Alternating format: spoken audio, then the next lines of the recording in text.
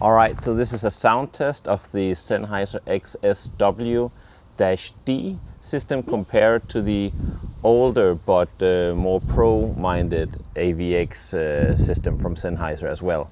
So this is mainly going to be a range test, and I'm recording the XSW-D to the left channel from a 3.5mm mic jack, and I'm recording on the Sennheiser AVX from the XLR mic jack on a Beachtek DXA Micro Pro Plus.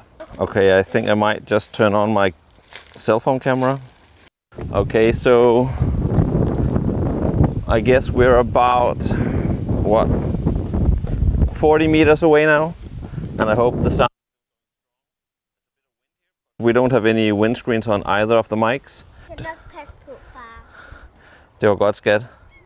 So my girl fell into some shallow water when she was a bit younger, and now she has major respect for any body of water, really. So we're being careful, right? You don't want to fall into the water. We are about, I guess, 70 meters away from the cameras now, and I'm just all the way down here. We're now 150 meters away, and I'm gonna go out here to this part of the lake and wave a bit. I don't know if you can see me in the background, but it's me waving. And I'm gonna come back now and we'll see when the audio fades back in. All right, so now we're about 100 meters away from the camera, and we're going to continue moving towards the camera. Maybe the odd tree here.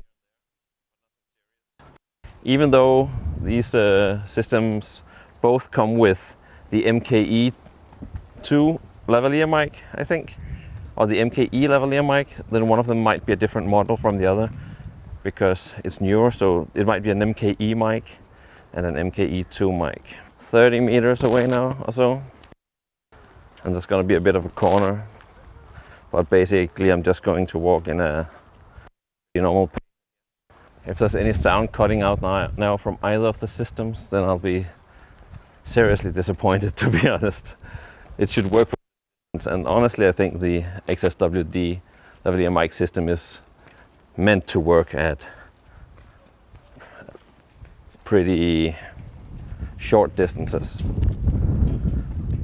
It's really great for recording YouTube videos, etc., and not for like walking far away from the camera, but this is just a test.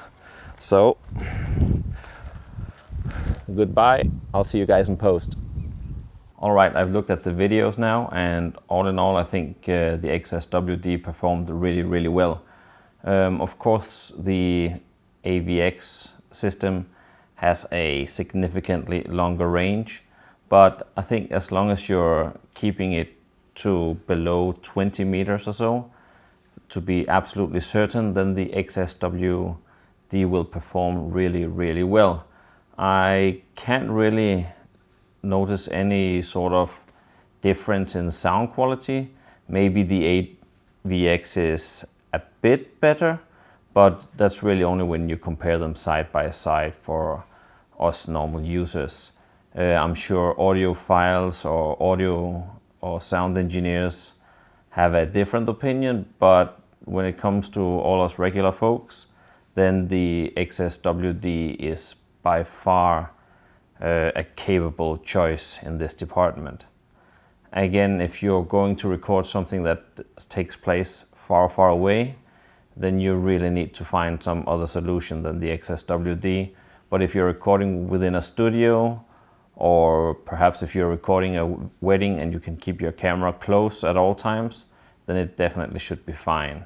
It's worth noting that the position of the transmitter on the talent is extremely important, seeing as the human body provides quite an obstacle to feed a signal through. But if you're inside, the signal should be able to bounce off walls and hopefully reach the receiver on the camera. If you want to create the gain manually, then you have to feed it through a preamp.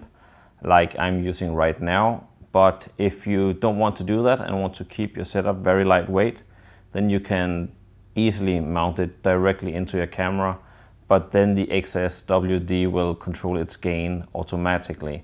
But it's actually doing quite a fantastic job at controlling the gain automatically. So I'm just gonna run a few tests, and then you can make up your mind for yourself. Hvad så hvis man gør sådan her, snakker helt normalt, og så lige pludselig begynder man at snakke højt, og så snakker man normalt igen. Og så slukker vi for bilen. Kan vi komme ind igen? Og så slukker vi. All in all, I think this is a fantastic system.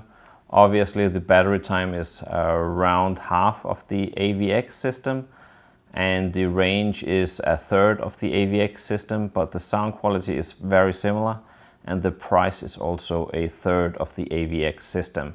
So it's definitely worth a purchase if you want to feed your sound directly into your camera, and if you want to be able to monitor your sound. That's it for now. Remember to subscribe to my channel if you want to see more videos like this, and hit the like button if you find this useful. Thank you very much.